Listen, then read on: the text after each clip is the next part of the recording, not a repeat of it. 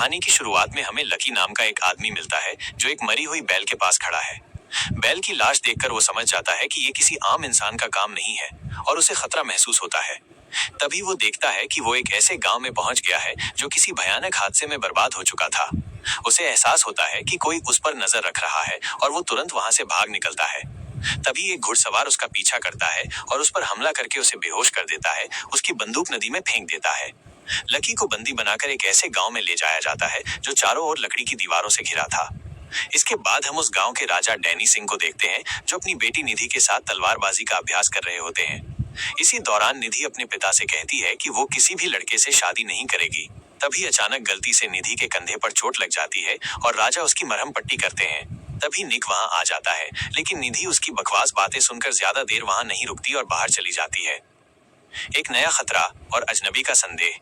निक राजा को खबर देता है कि पास के गांव पर भयानक हमला हुआ है और वो गांव पूरा खून से सना हुआ है, लेकिन वहां उन्हें कोई लाश नहीं मिली। उन्होंने एक आदमी को पकड़ा है जो इस इलाके का नहीं लगता। इसके बाद लकी को गांव के सारे आदमियों के सामने बंदी बनाकर खड़ा कर दिया जाता है और सब हंसकर तमाशा देख रहे होते हैं। निक लकी को पूछताछ के लिए एक कमरे में घसीट लाता है। निक उसका नाम पूछता है तो वो अपना नाम लकी बताता है। लकी निक से झूठ बोलता है कि वो इस इलाके में सुअर का शिकार करने आया है, लेकिन कोई उसकी बातों पर यकीन नहीं करता क्योंकि उन्हें लगता है कि वही उस गांव की तबाही का कारण है। लकी वहां से भागने की कोशिश करता है, लेकिन निक के आदमी उसे जाने नहीं देते। बाद में जब वो अकेले कमरे में होता है तो वो बेहद गर्म सरिया से अपनी मोटी जंजीरों को तोड़ने की कोशिश करता है। तभी निधि वहां पहुंचती है।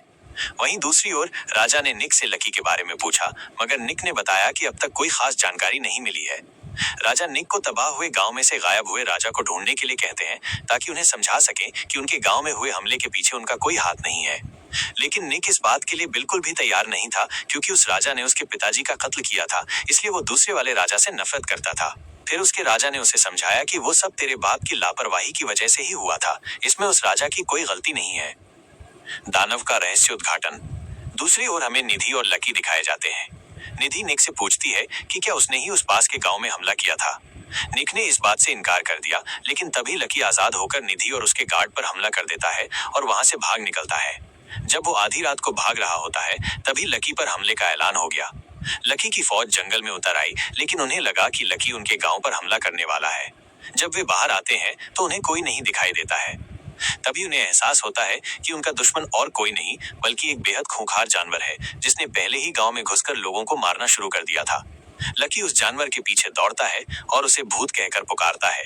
तभी खुलासा होता है कि वो इसी जानवर का शिकार करने आया था। लकी उस पर हमला करने ही वाला था, तभी फौजियों ने ऐन मौके पर उसे पकड़कर फिर से रस्सियों से बांध लिया। फिर उसे अपने गृह की याद आती है कि जानवर की फौज ने उसके घर पर हमला कर दिया और लकी अपने लोगों को बचा नहीं पाया। एक नया मिशन और टीम का गठन। अगले दिन एक गरीब छोटे से बच्चे ने लकी को अपनी ब्रेड का एक छोटा सा टुकड़ा दिया। वहीं दूसरी ओर गांव वाले ये पता लगाने की कोशिश कर रहे थे कि कल रात उन पर किस भयानक जानवर ने हमला किया था।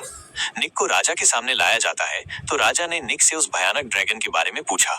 तब निक ने बताया कि इस भयानक ड्रैगन का नाम खत्री है और उसने निक के ग्रह के लोगों पर भी भयानक हमला किया था।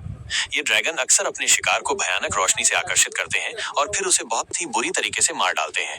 असलियत तो ये थी कि इन ड्रैगन के पास गायब होने की ताकत है और खत्री निक के स्पेसशिप में छुपकर यहाँ तक पहुंचाया था। तब से ड्रैगन यहाँ पर चारों ओर तबाही मचा रहा है। ये सुनकर गांव वालों को बहुत गुस्सा आता है और वे निक को मारने लगते हैं क्योंकि निक की ही वजह से धरती पर इतनी बड़ी मुसीबत आई थी। मगर राजा ने उन्हें जैसे तैसे रोका। फिर निक समझ गया कि राजा अपने लोगों की रक्षा के लिए उस भयानक ड्रैगन का शिकार करने के लिए जरूर जाएंगे। इसलिए निक ने राजा से गुजारिश की कि वो भी उनके साथ उस भयानक ड्रैगन को पकड़ने के लिए जाना चाहता है। इस पर राजा मान गए और जैसे ही वे बाहर निकले तो अचानक लकी ने उसे मुक्का मारकर कल रात का बदला ले लिया। इसके बाद वे सब उसी रात को जंगल में उस भयानक ड्रैगन को ढूंढने निकल गए। रास्ते में राजा ने निक से बातचीत करने की कोशिश की। राजा ने कहा कि अगर वे उस भयानक ड्रैगन को अभी नहीं पकड़ पाए तो उनका भी वही हाल होगा जो कि पड़ोसी राज्य का हुआ है। जंगल में भयानक खोज। तभी लकी ने सभी दोस्तों को बताया कि ये जंगल बहुत डरावना है और यहाँ पर आसपास कई सारी लाशें भी मिली हैं। फिर उसने कहा कि हम सबको छोटे छोटे ग्रुप बनाकर उस भयानक ड्रैगन को अलग अलग दिशाओं में ढूंढना चाहिए। तभी निक कहता है कि हम सबको एक साथ ही रहने में सबकी भलाई है, लेकिन राजा उसकी बात नहीं मानता और कहता है कि दो दो लोगों का जोड़ा अलग अलग दिशाओं में जाएगा।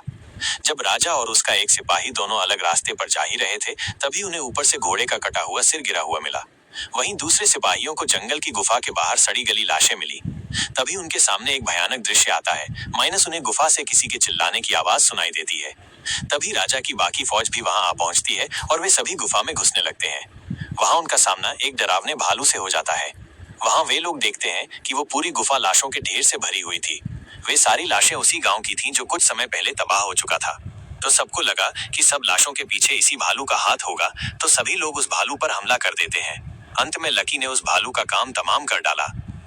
लकी का सम्मान और एक नया दोस्त। लकी की बहादुरी को देखकर राजा ने उसे अपनी कैद से रिहा कर दिया।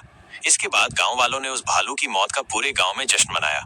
निक भी उस गांव के जश्न में आम गांव वालों की तरह कपड़े पहनकर शामिल हो गया। जब सभी ने उसे देखा तो अपनी खुली बाहों से उसका स्वागत किया और फिर राजा ने उसे अपने बगल में बिठाकर खाना भी खिलाया। तभी निक के सामने वही गरीब बच्चा आ गया जिसने निक को अपनी ब्रेड का हिस्सा दिया था। निक ने उस एहसान को चुकाने के लिए उस बच्चे को अपनी तलवार तोहफे में दे दी। फिर निक ने उस बच्चे का नाम पूछा तो उस बच्चे ने बताया कि उसका नाम जेनिस है और उसके माँ बाप लड़ाई में अपनी जान गंवा बैठे थे, इसीलिए उस बच्चे की अब गांव वाले देखरेख करते हैं।